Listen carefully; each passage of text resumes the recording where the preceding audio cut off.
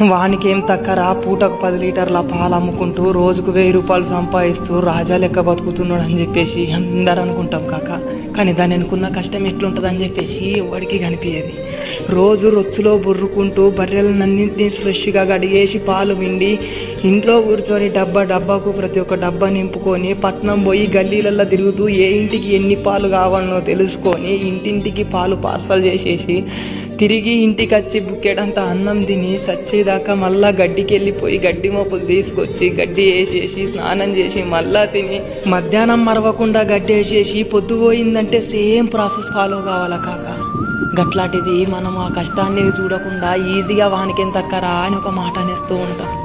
రైతు వారిగా పనిచేసే ప్రతి ఒక్కరు రాజులే కాక, ధనం రూపంలో కాకపోవచ్చు కానీ వాళ్ళ లోపల దాగున్న గుణం రూపంలో.